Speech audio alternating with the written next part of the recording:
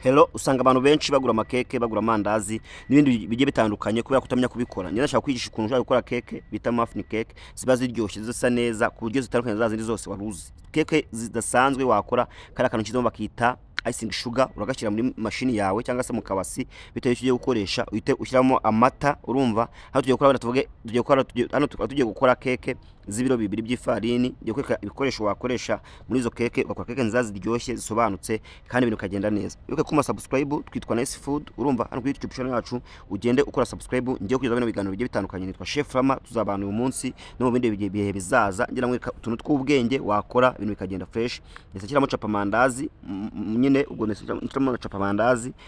Iyo maze gushyiramo icing sugar, utushyiramo capa mandazi imwe, wamushyiramo capa mandazi imwe, ukayitushyiramo icing sugar tungahe, ukatushyiramo icing sugar tune tuba duhagije. Ubundi ukahita utangira gukora process zo gukora cake mu buryo bumeze neza. Urumva icing rero enye nabaze nsanga ni nyeya. Ubundi ubwo ngomba gushyiramo byibuze icing sugar zingahe 14. Ariko hano turakuramo keke zitari munsi ya 300 400. Ubundi turebe ngo byagenda bite mu biro 2 byawe. Njya mubwira abantu benshi bakabaka nango yango nago bishoboka, ngo nago ngo ibiro 2 ngo wakuramo keke ngo 400 ngo bitumvikana. Birumvikana cyane, ahubwo biterwa no kubikora. Nta n'ibintu bigoye biri maho ngaho, ahubwo wowe ubigenza gute ibintu ukora urabizi cyangwa se urapapira. Niba upapira rero hafi yanjye mwe ko ugenda nyine udukora bikagenda neza bikamera fresh nyine, ku buryo ikindi gihe nawe uzakora akantu ukabona ko byibuze ukoza akantu kazima kunguka karimo ubwenge. Gukora keke rero abantu benshi nubwo babikereza babigira gute, ariko ni ibintu babigoyemo utabyiza cyangwa se udashaka gufata amasomo yabyo. Bitwa ukurikizaho iki rero, tushiraho bureba, ikiro cya bureba kigeze ku 3500. Urumva kirahenze. No mpamvu keke burya ari nk'ibishoboka yahagombye kuba keke ntoya ishoboka kara gato cyane, amafaranga make ashoboka kagomba kuba kariho byibuze amafaranga 200 kuzamura. Munsi yaho rwose uba wahiye, uba wacumbye, nta kintu kiba kirimo pe. Wamara kwishyiramo ukayitushiramo wenda n'isukari ibiro 2 by'inoza, ibiro 2 by'ifarini. Ngiye nkoreshamo akenshi nk'inusu cyangwa irobo, ariko inusu niyo nziza kuko keke zigomba kuba ziri sweet, ntabwo ziba ziri salty. Ariyo mpamvu nyine naho itubigenza kuri iki byose ndabanza nyine nkabivangira mu mashini imwe kugira ngo bigende neza, kugira ngo biryohe, kugira ngo bize ko bimeze fresh, no kuza nyine kugenda nkora ibintu bigiye bitandukanye. Cyangwa se ugasanga uburyo uyu munsi bifite ntabwo ejo aribwo bufite kubera ko wagiye ubihindura. Rero ugomba gukoresha ibipimo bimwe bihoraho kugira ngo nyine umuntu ushaka ikintu cyawe ajya ahora amenya ko ari wowe wagikoze, amenya ko ari wowe wagikoze. Avuga ku buryo afata akavuga ati ngiye kwa Chef Rama, kuya ashaka kuvuga ati ngiye wenda ivuye kwa Chef Edouard, Chef nzaba nita cyangwa n'ibindi bigiye bitandukanye bitewe nuko witwa cyangwa se nuko wiyita. Wangiza ukahita usukamo n'ifarini gutya tujyana bikwereka. Urumva ukahita usukamo n'ifarini bya biro 2. Iyi ni biro 2 we ufite amaso uzi kureba, urabona ibi biro hano ibiro 2 birenga se nta nubwo biba bigeramo neza, hababuramo gake cyane nayo nyine ukahita uyishyiramo kuriya. Wenda ngo mwereke nyine utuntu tw'ubwenge ugomba kujya wikorera mu gihe runaka.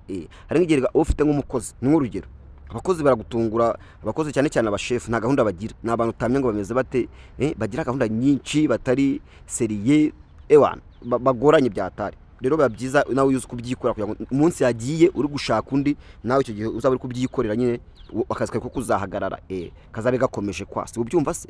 Okay, ukahita nyine ushyira muri machine nyine bayita mix machine. Kara machine karahenda, kagura 1,300,000. Kagura 1,300,000. Abantu bajya bambaza ibiciro byako, reka mbibabwire kugira ngo mube mubizi. Ira machine igura 1,300,000. Yako ni nziza byatari, ukahita uyivanga kuriya. Wangiza ukahita ufata twatufomo kadusiga, ugakaraba intoki n'amazi meza. Ugomba kuba ufite isuku ku ntoki, nicyo cyambere, n'isabune. Ugomba kubusa neza. Bira abashef abantu bakubwira ngo wambare ga ntago ari ngombwa, ga ntago ari sawa man. Ugomba gukaraba intoki nibyo byiza. Intoki wakaraba bisa neza zirutaga, none ukagenda ushyiramo kuriya upima kuri ibyo byiza. Kuko ari nk'abantu nyamva se ngo wagiye gukoresha ngikiyiko, twe tuba dufite akazi bro, dufite akazi ushaka gukora keke nk'abantu 2,000 3,000.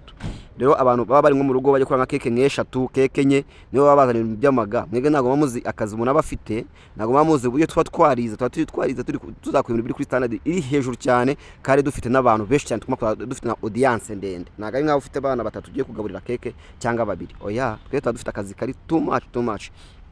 urumva wangiza ugacana ifuru mbere yuko ubikora wicana hagati y'minota 5 cyangwa 6 kugira ngo ibanze ifate ubushyuhe and then ukaza kwita ushyiramo za keke zawe kuriya. Ni ibintu byoroshye, ni ibintu bitagoye, ni ibintu very simple cyane, ibintu wakora rwose bitagoye habe namba, ubundi ugakora keke ziryoshye zimeze neza, zimeze nka kuriya, ku buryo ukora ibintu kuvuga ati n'umuntu ubibonye akabati icyo koze. Noneho uko iminota ishira wenda nk'iminota 4 ushishamo iminota 4 ukahita uhindura ukongera ugacishamo indi nk'iminota 3 nabwo ukongera ugahindura kugira ngo ibintu bigende neza, ibintu bize kuba bimeze fresh, ibintu bize kuba bigenda uko ubyifuza. Abantu rero mutazi gukora bino bintu rwose mwaba mwarahindutse, mujya mukora utuntu twiza dusobanutse, utuntu twingira akamaro kugira ngo ibintu bigende neza, kugira ngo ibintu bibe bimeze fresh, kugira ngo ibintu nyine bizajye biguhira. Urabona ko keke zihiye, urabona ko zimeze neza, ni keke nziza pe, buri wese yakifuza gukora, buri wese yakifuza kurya keke zazindi. Nawe rero ko icyo koze hano nakoze keke kujya uyihereza n'umukiriya niba uri muri business akaba yafata imwe akiyirya bitewe nuko ibihumura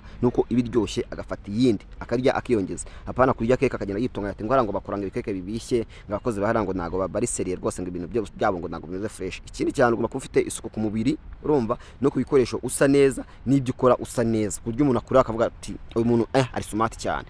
Nubwo waburaga kuri nkanjye cyangwa se uri kagufiya, ariko ufite isuku, ibyo byose nta kintu biba bitwaye. Mbere na mbere isuku, icya kabiri ibintu byiza nkuko ndi kugira bibabwira.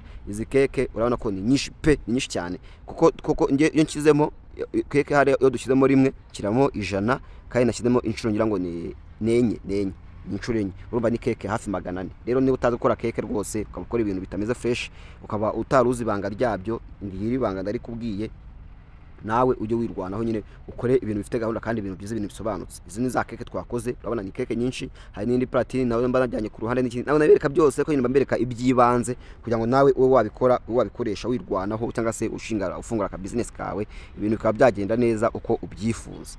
Wamaye subscribe, ni utamaye subscribe hano rero abyo ku kazi, ubundi tugakora keke nziza ziryoshye zisobanutse, ubundi umuntu akirira keke atuje avuga ati icyo koze hano ni sawa cyane.